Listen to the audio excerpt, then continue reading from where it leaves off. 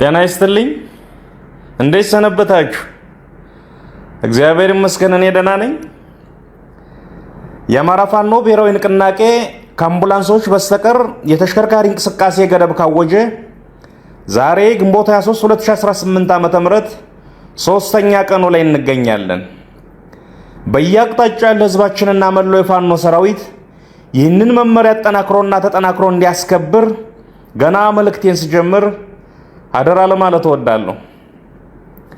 ተስፋ የቆረጠው ዘርና ሀገር አጥፊ ጠላት ያዘጋጀው ምርጫ ይሉት ቃቃ ጨዋታ ለዓለም ይታይ ለታሪክ ይቀመጥ ዘንድ ድራማውን በመጸየፍና ከዚህ ጋር ተያይዞ በተለይ የድራማው ዕለት ጠላት ያቀደው ሽብር ህዝባችንን አደጋ ላይ እንዳይጥል የእንቅስቃሴ ገደቡ አስፈላጊ ነበር። አውጀነዋል። ሙሉ በሙሉ ተተግብሯል። እስከ መጨረሻውም ጥብቅ ክትትል ይደረግበታል። የምርጫ ካርድ አላወጣም ስላሉ ብቻ በአደባባይ የተገደሉና የተሰቀሉ ወገኖች በጣም ብዙ ናቸው። ለገበያ በሄዱበት እጃቸው ተይዞ ካርድ ተሰጠው አንዳች አሮጌ አቁማዳ ውስጥ እንዲጨምሩ ተደርጎ መረጣቸው የተባሉ ወገኖች በብዙ ሺዎች ናቸው። በዲሞክራሲና በምርጫ ስርዓት ታሪክ ውስጥ እንደዚህ አይነት ቅሌት በየትኛውም አህጉር ታይቶ አይታወቅም። እንደዚህ አይነት አሳፋሪ ነገር በመንግስታት ታሪክ ውስጥ አልተመዘገበም። የአብይ ዘመን የሰው ልጅ ሁሉ አይቷቸው የማያውቁ ነውሮችና ጉዶች መገለጫ ዘመን ሆኗል።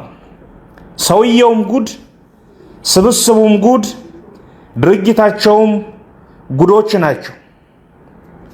ቀን መቁጠር ካልሆነ በስተቀረ በካድሬጅ እየፈረመና ምልክት እያደረገ ኮሮጆ ሞልቶ ካስቀመጠ አንድ ወር አልፎታልና አይኑን በፍል ውሃ ታጥቦ አሸነፍኩ ማለቱ አይቀርም። ያም ሆኖ እንደ ህዝብ እስከ መጨረሻው እምቢተኝነታችን ማሳየት ይገባናል። ይህንን ዘረፈጅ ስብስብ እምቢ ማለት ያስፈልጋል። በእኛ በኩል በአንድ እጃችን የድርጅታችን መዋቅር እያስተካከልን በሌላ እጃችን ስትራቴጂካዊ የሆኑ ወታደራዊና ፖለቲካዊ ስራዎችን በጥልቅ አቅደናል። ወደ ተግባርም እየገባን ነው። ግዙፍ የሆኑ ወታደራዊ ፖለቲካዊና ዲፕሎማሲያዊ ድሎችን እያስመዘገብን ነው። በመጪዎቹ ወራት ይለይልናል። ህዝባችንም ለዚህ ይዘጋጅ። ከጥይት በላይ ፍርሃት በየቀኑ ደጋግሞ ይገድላል።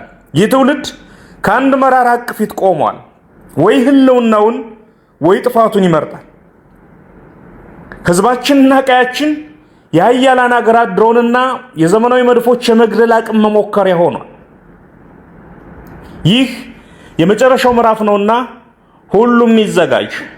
ሁሉም አማራና ኢትዮጵያዊ በእጁ ያለውን ሁሉ ወደ ጠላት ሊወረውር የሚገባው ወቅት ላይ ነን። ብዙ ጊዜ ህዝብ በእጁ ያለውን አቅም በውል ስለማይረዳ ወይንም እንዳይረዳ ስለሚደረግ የአብይ አይነት ጭራቆች ተጨማሪ የመግደያ ዕድሜ ያገኛሉ። ከፈጣሪ በታች ትልቁ ኃይል ያለው ህዝብ መዳፍ ላይ ነው። አምባገነኖች በቁጣ ያልተጨበጡ የህዝብ መዳፎች ላይ ይፋፋሉ። በእኛና በነፃነታችን መካከል ያለው ግድግዳ ፍርሃትና ጥርጣሬ ነው። የደፋር ጭቁን የለም። ቀጥ ብለን እንሄድበት፣ የፍርሃት ግድግዳው ይወድቃል። ህልውናችን ይረጋገጣል። ሀገርና ባንዲራም ያርፋል። ወታደራዊ ስራችን ዋናው ስራችን ነው። ስትራቴጂካዊ ጉዟችን ለማሳለጥ ማዘጋጀት ያለብንን አዘጋጅተን ጨርሰን የማሟሟቂያ እርምጃ ውስጥ ነን። የፖለቲካ፣ የህዝብ ግንኙነት፣ የፕሮፓጋንዳና የዲፕሎማሲ ስራችንም እንደዚሁ መልክ እየያዘ ነው። ዲያስፖራው ውስጥ ያለውን ግዙፍ አቅም ለመጠቀም የሚሰሩ ስራዎችም በሚቀጥሉት ወራት ውስጥ ከሚከናወኑ ዋና ዋና ትኩረቶቻችን መካከል ይሆናሉ። በአንድ መቆም ዘመን የወለደው ግዴታ ነው። ያለበለዚያ በየተራ መጥፋት ዘመን ያመጣው ጣፋንታ ይሆናል። በሀገርና በቀጠና ደረጃም የዛሬ መቀራረብ ለነገ አብሮነትም ዋስትና ነው። እኛ ማንም ርዕዮተ ዓለም ጽፎ ሰጥቶን ትግል አልጀመርንም። አንድ መስመር ሐሳብ፣ አንድ አንቀጽ ርዕዮት ከማንም አልተዋስንም።